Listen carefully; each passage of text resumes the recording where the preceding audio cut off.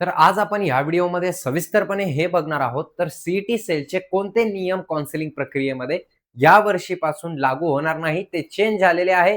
त्याच्यासोबतच आपण या व्हिडिओमध्ये सविस्तरपणे हे सुद्धा जाणून घेणार आहोत की जे पण आपलं हे आहे तर त्याच्यामुळं विद्यार्थ्यांना फायदा काय होणार आहे ते आपण या व्हिडिओमध्ये सविस्तरपणे बघणार आहोत. तर व्हिडिओच्या शेवटपर्यंत बघा, कारण तुम्हाला याच्यामध्ये सगळी क्लिअरिटी आली पाहिजे. आणि जर का तुम्हाला मेडिकल सिम्प्लिफाईड वरून काउन्सिलिंग हवी असेल तर तुम्ही डायरेक्टली मला 7887559633 या नंबरवरती कॉन्टॅक्ट करू शकता. तुम्हाला खाली नंबर दिसतच असेल 7887559633, अथवा माडा कॉलनी भोकरदन इथं तुम्ही काय करू शकता, व्हिजिट देऊ शकता. याच्यामध्ये तुम्हाला काय भेटणार आहे तर पर्सनलाइज करियर प्लॅन तुम्हाला भेटणार आहे. तुमच्या अनुसार तुम्हाला कोणतं कोर्स लागतं ते तुम्हाला सांगण्यात येईल. डाऊट सॉल्व्हिंग तुमची 24x7 तास राहणार आहे. डॉक्युमेंट सपोर्ट तुम्हाला दिला जाणार आहे. प्रायोरिटी स्टुडंट केअर तुम्हाला देण्यात येणार आहे. त्याच्यासोबतच तुम्हाला एक परफेक्ट 1 to 1 मेंटरशिप, म्हणजे मी स्वतः तुम्हाला इथं गाईड करण्यात येईल. मी स्वतः तुम्हाला गाईड करेल. त्याच्यानंतर जी कॉलेज लिस्ट असणार आहे ते डिपेंड करेल तुमच्या बजेट आणि प्रायोरिटीनुसार. त्याच्यासोबतच जी स्कॉलरशिप असणार आहे आणि फायनान्शियल गाईडन्स तुम्हाला पूर्ण प्रोव्हाइड करण्यात येईल. ऑनलाईन आणि ऑफलाईन दोन्ही काउन्सिलिंग आपल्याकडे अवेलेबल आहे. तर जर का तुम्हाला ऑनलाईन करायची असेल तर डायरेक्टली मला 7887559633 या नंबरवरती कॉन्टॅक्ट करू शकता, अथवा तुम्ही माढा कॉलनी भोकरदन इथं ऑफलाईनसाठी व्हिजिट देऊ शकता. ठीक आहे. तर सगळ्यात अगोदरचा मुद्दा हा आहे की सीईटी सेलमध्ये जे पण 85% कोटा असतो आपला महाराष्ट्रामध्ये नीट काउन्सिलिंगसाठी, ज्याला आपण सीईटी सेलवरती आपण काय करत असतो, काउन्सिलिंग करत असतो, त्यामध्ये नेमके नियम कोणते आहे, बदल कोणते घडलेले आहे.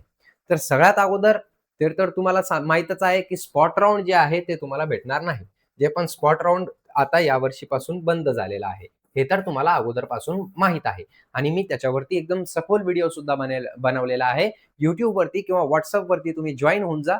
कम्युनिटीवरती तुम्हाला तिथून ते समजून जाईल. आता कम्युनिटीवरती जॉइन कसं व्हायचंय तुम्हाला, जर का तुम्ही YouTube वरतून बघत असाल तर तुम्हाला डायरेक्टली काय करायचं आहे की डिस्क्रिप्शनमध्ये जायचं आहे. डिस्क्रिप्शनमध्ये गेल्यावरती तुम्हाला तिथून काय करायचं आहे की क्लिक करायचं आहे WhatsApp कम्युनिटीला आणि जॉइन करून घ्यायचं आहे. ठीक आहे. Facebookवाल्या विद्यार्थ्यांसाठी तर ते डायरेक्टली काय करू शकतात की जे टायटल दिसत आहे वरचं तिथं क्लिक करून तुम्ही बघू शकता किंवा प्रोफाईल वरती जाऊन ते बघू शकता.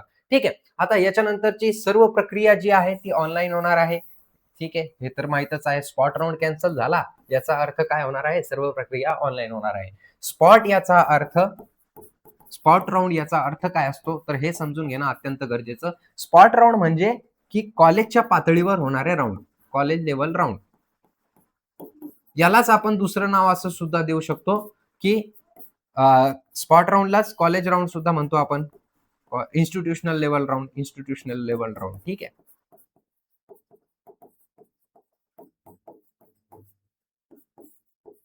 समजलं तुम्हाला?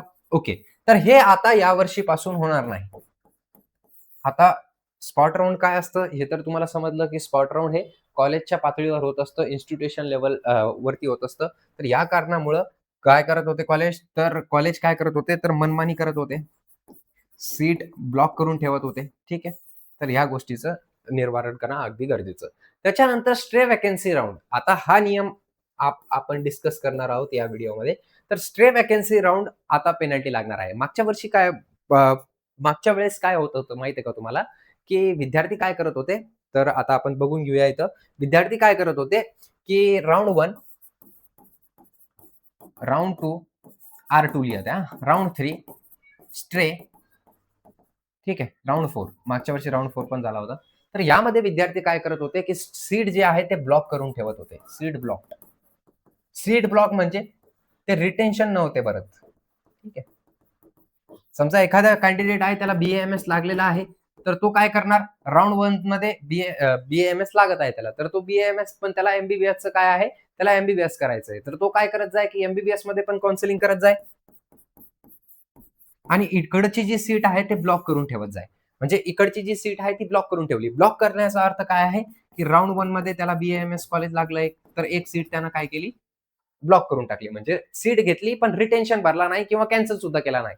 राउंड 2 मध्ये पण तसंच BAMS त्याला अलॉट झालं अपग्रेडेशनसाठी किंवा दुसऱ्या गोष्टीसाठी. राउंड 3 मध्ये सुद्धा BAMSच त्याला अलॉट झालेलं आहे. तर त्याच्यासमोर नो चेंज याचा अर्थ ती सीट दुसऱ्याला मिळणार नाही. याच कॅन्डिडेटकडे ती सीट राहणार. आणि तोच कॅन्डिडेट काय करत होता राऊंड 4 मध्ये पण तसंच BAMS. आणि तोच कॅन्डिडेट काय करत होता मग स्ट्रे वॅकन्सी मध्ये सुद्धा ते सीट कॅन्सल करत नव्हता स्ट्रे वॅकन्सी 1, कारण त्याला वाटत होतं की आपल्याला MBBS भेटेल, तो MBBSचं पण काउन्सिलिंग करायचा आणि इकडचं पण काउन्सिलिंग करायचं. इकडे त्याचा नंबर लागलेला आहे, स्ट्रे वॅकन्सी जरी आली तरी तो सीट तिथं धरून ठेवलेला आहे त्यांनी. आणि शेवटच्या राऊंड पर्यंत त्यांनी BAMSचं सीट धरून ठेवलेलं आहे, म्हणजे स्ट्रे वॅकन्सी राऊंड 4 पर्यंत त्यानं काय केलं, सीट BAMS ची धरून ठेवली.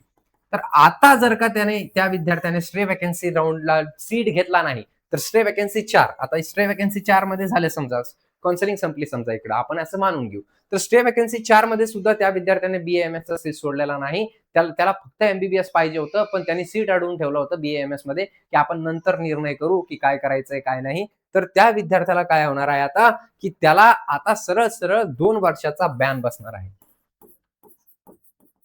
नीट मधून, काउन्सिलिंग मधून, सीईटी सेलवरच्या काउन्सिलिंग मधून. जर का यांनी सीट घेतला तर बरं आहे, नाही घेतला तर याला 2 वर्षाचा बॅन भेटेल. ठीक आहे. पहिले हे नव्हतं. तर पहिले काय करत जाय विद्यार्थी, सीट अडवून ठेवत जाय आणि नंतर काय करत जाय की रिपीटला जात जाय किंवा दुसरी कोणती गोष्ट करत जाय. तर ही गोष्ट आता होणार नाही.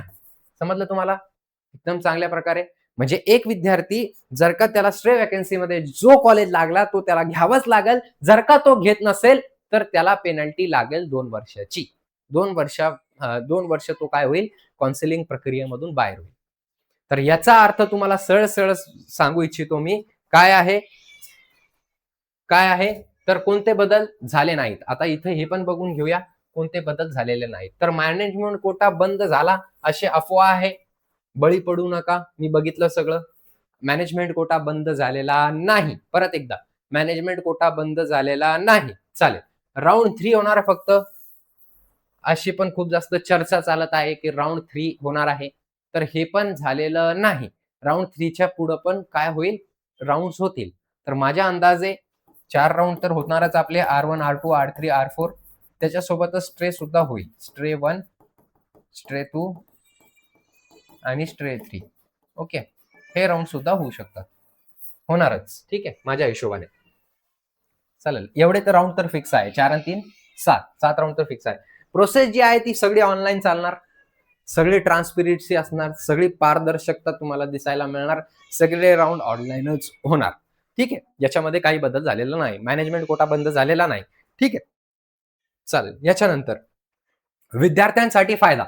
आता विद्यार्थ्यांसाठी पण काही फायदा झालेला आहे का, तर यस, विद्यार्थ्यांसाठी फायदा काय झालेला आहे ते एक एक करून बघून घेऊया आपण. तर सगळ्यात अगोदरचा फायदा, सीट ब्लॉक पूर्णपणे बंद झाले. तर आता जे कट ऑफ आहे ते कुठं ना कुठं घसरणार. ठीक आहे. एवढा पण नाही घसरणार की 250 ला BAMS लागून जाईल, 300 ला BAMS लागून जाईल, 320 ला BAMS लागून जाईल, एवढा पण नाही घसरणार. जे कट ऑफ आहे तोच कट ऑफ राहणार. मी अगोदरच सांगितलेलं आहे. फक्त एक 10 ते 15,000 म्हणजे 1 ते 2 मार्क तुम्ही धरून चला की कट ऑफ घसरू शकतो. 1 ते 2 मार्क फक्त. ठीक आहे. 328 ला लागत होतं BAMS, 327 ला लागेल. बस. एवढंच घसरणार, जास्त कट ऑफ घसरणार नाही. तर सीट ब्लॉक पूर्णपणे बंद. आता पूर्णपणे बंद झालेले सीट ब्लॉक म्हणजे ज्यांना स्ट्रे वॅकन्सी मध्ये नंबर लागला ते घेऊन टाका. कॅन्सल करायची संधी त्यांच्याकडे नाही आता. सगळ्यात अगोदर ही गोष्ट कॅन्सल केलं. 2 वर्षाची बंदी. म्हणून आता चॉईस फिलिंग जे पोरं आहे ते एकदम परफेक्ट करतील, बरोबर करतील. जे कॉलेज त्यांना लागत आहे तेच कॉलेज टाकतील अथवा दुसरे कॉलेज ते टाकणार नाही. सगळ्यात अगोदरची ही गोष्ट. हे स्पष्ट झालं तुम्हाला? चालेल. दुसरा महत्वाचा मुद्दा, विद्यार्थ्यांना सावध राहणे गरजेचे. आता इथं विद्यार्थ्यांना सावध राहणे गरजेचे आहे आणि ज्यांच्याकडून आतापर्यंत तुम्ही काउन्सिलिंग लावली असेल, वेल अँड गुड. नाही जरी लावली असेल तर लवकरात लवकर जॉईन करून घ्या. जर का तुम्हाला काउन्सिलिंग प्रोसेस माहित नाही, जर का आपल्याकडून करायची असेल तर 100% तुमची परफेक्ट काउन्सिलिंग होणार.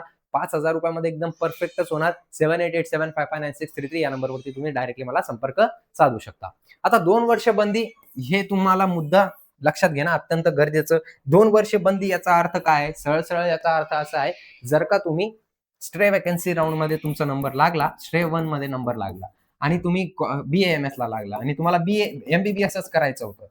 ठीक आहे. तुमचं BAMS मध्ये नंबर लागला, तुम्हाला MBBSच करायचं होतं. BAMS मध्ये स्ट्रे वॅकन्सी 1 मध्ये नंबर लागला तर तुम्ही बॅन होऊ शकता. ठीक आहे. हा एक नवीन नियम आलेला आहे. समजलं तुम्हाला?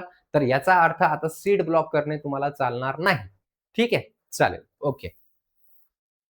हां. हे समजलं तुम्हाला? ओके. ठीक आहे. So thank you so much. Have a great day. I hope तुमच्या रँकनुसार तुम्हाला बेस्ट पॉसिबल कॉलेज अलॉट व्हावा. आय होप तुम्हाला ही इन्फॉर्मेशन सगळी कळाली असेल तर गरजू विद्यार्थ्यांसोबत शेअर करायला विसरू नका. सोबतच व्हिडिओला लाईक, शेअर आणि सबस्क्राईब चॅनलला करायला विसरू नका. धन्यवाद.